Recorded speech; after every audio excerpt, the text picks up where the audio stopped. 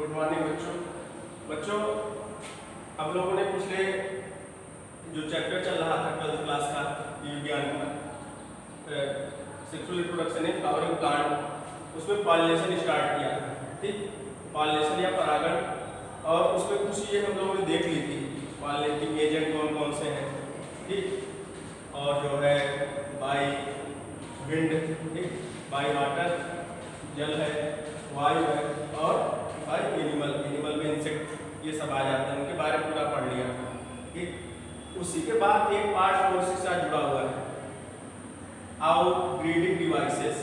Outbreeding devices यहाँ पर अर्थ आपको समझना है बच्चों। ऐसा माना जाता है, कुछ बेसिक पॉइंट यहाँ पर देखते हैं। ऐसा माना जाता है कि स्वपरागण की तुलना में या सेल्फ पॉलिनेशन की तुलना में क्रॉस पॉलिनेशन या परपरागण पौधे प्रीफर ज़्यादा करते हैं, या ऐसा माना जाता है कि उनके लिए लाभदायक होता है। ठीक, परपरागण करना ऐसा माना जाता है कि उनके लिए जो है लाभदायक होता है, क्योंकि कुछ आनुवंशिक डेरिवेशन में या आनुवंशिक गतिविधियों में भिन्नताएं आती हैं। इस कारणवश जो है वो चाहते हैं परपरागण करना, स्वपरागण को उतना प्रेफरेंस नहीं देते हैं। तो कुछ ऐसी डिवाइसेस हैं, ठीक, जो स्वपरागण को जो है डिप्रेस करते हैं या फिर घटाने का कार्य करती है, और प्रेफर किसको करती हैं, परपरागण को। या किस कारण से स्वपरागण उनमें उतना स्थायी रूप से नहीं हो पाता है जितना परपरागण हो पाता है। समझ में आ गया होगा। लिखा भी है, प्लांट है developed by devices to discourage मतलब होता है कि घटाना या जो है कम करना। सेल्फ पॉलिनेशन स्वपरागण कम कर, एंड इनकरेज और बढ़ाने का कार्य किसको करती है, क्रॉस पॉलिनेशन या परपरागण को इंक्रीज करेंगी या फिर महत्व देंगी या फिर बढ़ाने का कार्य करती है तुलनात्मक रूप से स्वपरागण को या सेल्फ पॉलिनेशन। समझ में आ गया होगा। फिर से देखते हैं, plant have developed by devices to discourage self pollination and encourage cross pollination. कुछ ऐसी डिवाइसेस होती हैं पादप या पुष्पी पादपों में जो सेल्फ पॉलिनेशन स्वपरागण को घटाने का या डिस्करेज करने का काम करती हैं, और बढ़ाने या इनकरेज करने का काम किसको करती हैं, क्रॉस पॉलिनेशन को या परपरागण को। ठीक, और पौधों के लिए लाभदायक भी माना जाता है। कुछ पॉइंट यहाँ पर दिए गए हैं या डिवाइसेस कह सकते हैं, जैसे सेल्फ स्टेबिलिटी।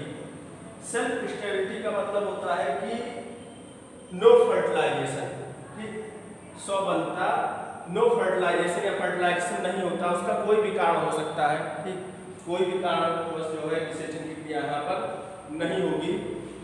अगर जो है एंथर से पॉलिनेट आ भी जाता है तो परागण नहीं होगा, कोई भी कारण हो सकता है। मान लीजिए अगर पॉलिनेट आ जाता है तो जो है उसमें पॉलिन ट्यूब उतनी लंबाई नहीं दिखा पाएगी या फिर बीजांड के समीप तक नहीं पहुँच पाएगी जहाँ पर ये निषेचन कर सके। इसे सेल्फ स्टडी स्वबंधता कहते हैं, जिससे क्रॉस पॉलिनेशन में की क्रिया को ये प्रेफर करेगी। पिट्यूनिया इसका एग्जांपल है। दूसरा है डाइकोगैमी। लिखा है, male and female parts mature different time period. Flower के मेल और फीमेल पार्ट जो होते हैं वो अलग अलग समय अवधि में अगर जो है मैच्योर हो रहे हैं। मान लो जूलिंग फ्लावर है, ठीक, और उसमें जो है मेल और फीमेल फ्लावर पार्ट या अलग अलग टाइमिंग में मैच्योर हो रहे हैं, तो उसे क्या कहा जाए, उसमें भी जो है सेल्फ पॉलिनेशन नहीं हो पाएगा, तो उसे भी क्या कहा जाएगा, डाइकोगैमी। इम्पोर्टेंस एक पौधा है उसमें ऐसा होता है। अगला इसका पार्ट हार्कोगैमी। हार्कोगैमी में लिखा है, pistil long mostly long style.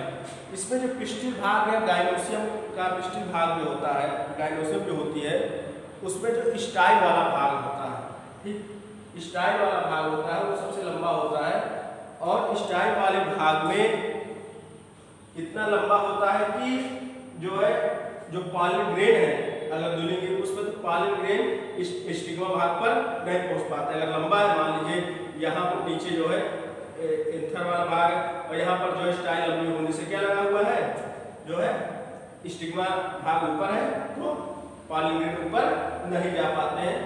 इस प्रकार को हार्कोगैमी, इसमें भी जो है सेल्फ पॉलिनेशन नहीं हो पाएगा, फिर परपरागण का ही वेट करना पड़ेगा, इंतजार करना पड़ेगा। इसका उदाहरण है क्या, गाइनोट्रोपिस प्रोसेरा या मदार जिसको बोला जाता है। हेटेरोस्टाइल एक और पार्ट इसका है।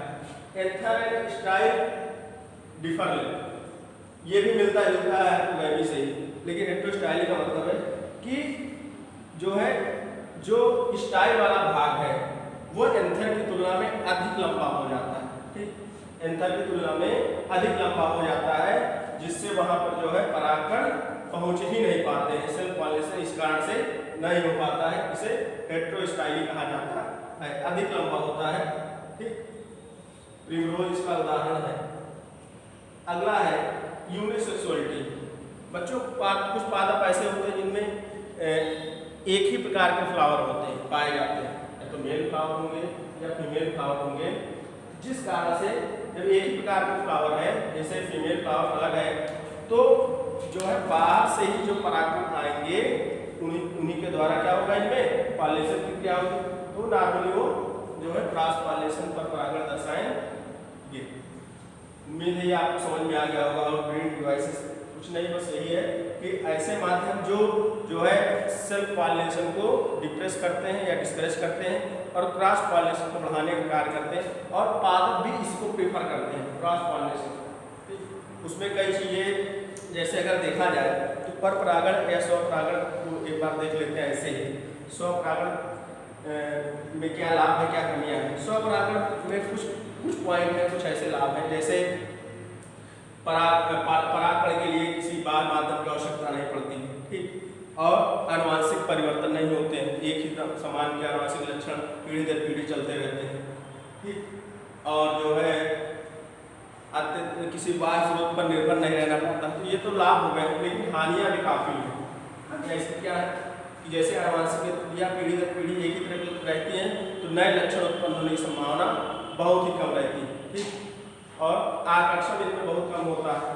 जब पॉलिन ग्रेड आसानी से उपलब्ध हो जा रहा है, तो अत्यधिक आकर्षित करने वाले पार्ट इस फ्लावर में पा ही नहीं जाएंगे, पेटल उतना आकर्षित नहीं होंगे। ये सब चीज़ क्रॉस पॉलिनेशन की बात कर लेते हैं। यहाँ पर परागण के कई लाभ हैं। पर परागण में जो पादप करते हैं उनमें आकर्षण अधिक होता है, अधिक जो है उपयोग में आते हैं, उनमें पेटल या दल अत्यधिक कलरफुल या रंगीन होते हैं। और दूसरी चीज आनुवंशिक परिवर्तन की संभावना, बहुत नए लक्षण विकसित होने की संभावना अधिक होती है। ठीक, परागकण के अधिक आने की संभावना रहती है, क्योंकि जो वायु परागण करते हैं पादप, उनमें परागकण जो है ज़्यादा बनते हैं, परागण की संभावना ज़्यादा रहती है, और जो है उनमें प्रतिरोधकता क्षमता भी बताता है ऐसा ज़्यादा होती है। तो कुछ कई जो है पर परागण के कई लाभ, एक आध हानियाँ हैं, लगभग ज़्यादा लाभ है। तो इसी के साथ जो भी हो गया पर परागण और स्वपरागण के लाभ हानि देख लीजिएगा उसको। अब अगला एक पार्ट इसके साथ जुड़ा है पॉलिन-क्रिस्टल इंटरेक्शन। बच्चों इसको थोड़ा सा एक लाइन में यहाँ पर समझना है। पॉलिन-क्रिस्टल अंतःक्रिया बोलते हैं। पॉलिन-क्रिस्टल इंटरेक्शन का मतलब ये हुआ कि परागकण का स्टिग्मा भाग पर पहुंचना कोई एक गारंटी ये नहीं है या कोई एकदम निर्धारित नहीं है कि परागण होगी, पॉलिनेशन क्रिया हो ही, अगर कंपैटिबिलिटी दर्शाता है ये स्टिग्मा जो है परागकण से या पॉलन ग्रेन से, कंपैटिबिलिटी मतलब सहयोग दर्शाता है, तभी जो है पॉलन ट्यूब लंबी होगी और आगे की ओर बढ़ेगी और बीजांड के समीप जाएगी। बहुत से ऐसी डिवाइसेस होती हैं जो इसको रोकने का कार्य करती हैं। ठीक, हो सकता है केमिकल कंडीशन हो, ठीक, स्टाइल की संरचना हो, स्टाइल कभी पतली अधिक होती है जिससे पॉलन ट्यूब उतना नीचे नहीं जा पाता है। तो इस तरह की कई समस्याएं ऐसी होती हैं जिसके कारण से जो है जरूरी नहीं कि जो है परागण अगर आ गया स्टिग्मा भाग पर तो परागण की क्रिया में तो परागण की क्रिया हो ही जाए। ये पॉलिन-क्रिस्टल इंटरेक्शन कहलाता है। अगर कंपैटिबिलिटी दोनों एक दूसरे को दर्शाते हैं तभी परागण की क्रिया हो पाए। ये एग्जाम में पूछा भी जाता है पॉलिन-क्रिस्टल इंटरेक्शन। इसको नोट्स से थोड़ा क्लियर कर देंगे हम, इतना थोड़ा आपको समझ में आ गया होगा। अगला ऐसे साथ जुड़ा है कृत्रिम परागण या आर्टिफिशियल हाइब्रिडाइजेशन या पॉलिनेशन। बच्चों कुछ पादप ऐसे होते हैं जिनमें नए लक्षणों के विकास के लिए कृत्रिम परागण या आर्टिफिशियल पॉलिनेशन या हाइब्रिडाइजेशन क्रिया कराई जाती है। ठीक, मान लीजिए द्विलिंगी पुष्प है, द्विलिंगी पुष्प में ऐसा करते हैं कि जो उसका एंथर भाग है, एंथर भाग को क्या कर देते हैं, कट कर देते हैं, हटा देते हैं वहां से, और हटा देने के बाद जो इस क्रिया को कहते हैं इमैस्कुलेशन।